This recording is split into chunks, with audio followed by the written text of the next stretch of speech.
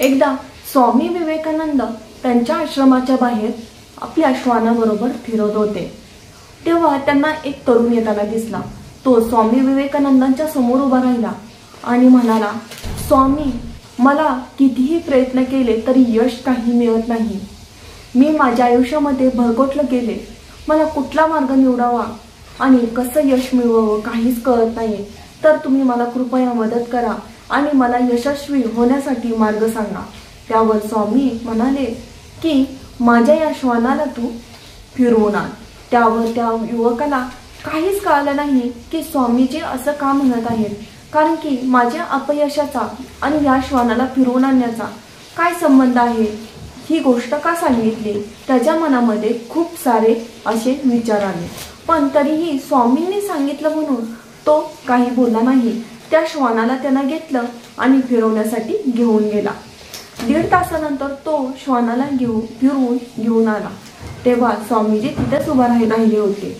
तर स्वामींनी विचारलं, काय रे, तू तर खूप ताजेतवाने दिसत आहे, पण श्वान एवढा थकलेला आणि दमलेला का दिसत आहे। त्यावर तो युवक म्हणाला, कदाचित तो खूप फिरल्यामुळे किंवा या दारातून त्या दारात किंवा या गल्लीतून त्या गल्लीत फिरण्यामुळे कदाचित तो थकला असेल आणि कधी कधी तो कोणावर भुंकतही होता, त्यामुळे कदाचित तो दमलेला असेल।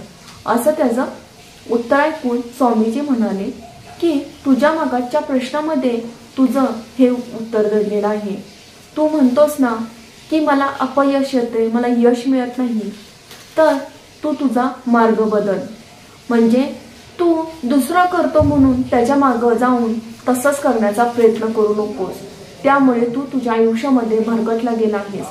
तुला ज्यामध्ये आवड आहे त्या गोष्टीनुसार तू तुझं काम कर, नक्कीच तुला यश मिळेल। तू जर ह्याच्या मागे त्याच्या मागे तो करतोय म्हणून तसं करायला गेला तर तू तुझ्या आयुष्यामध्ये भरकटल्यासारखा झालायस आणि त्यामुळे तुला यश मिळत नाही, तू निराश आहेस, तू दमलेला आहेस।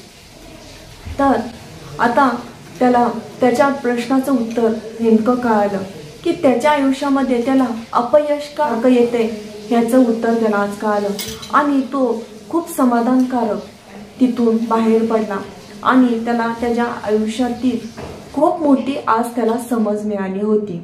मित्रांनो, आयुष्यामध्ये जर तुम्हाला यश मिळवायचं असेल तर दुसरा करतोय म्हणून कुठलीही गोष्ट करायला जाऊ नका, कारण की दुसऱ्यानं केलं, कदाचित त्याची ती आवड असेल आणि त्याच्या आवडीनुसार तो करत असेल आणि कोणतीही व्यक्ती आपल्या आवडीनुसार एखादी गोष्ट करत असेल तर ती मनापासून करते आणि मनापासून केलेली गोष्टीमध्ये आपल्याला कधीच निराशा हातात येत नाही, आपल्याला त्यामध्ये यश मिळतंच।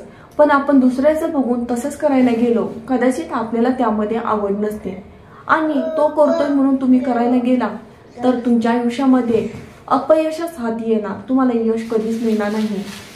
तुमच्या आवडीनुसार तशा तुम्ही गोष्टी करा आणि त्यामध्ये तुम्हालाच नक्कीच यश मिळेल। तर व्हिडिओ कसा वाटला नक्की सांगा, आवडल्यास लाईक करा, शेअर करा, सबस्क्राईब करा आणि अशाच नवनवीन व्हिडिओ बरोबर पुन्हा भेटत आहे। जय हिंद, जय महाराष्ट्र।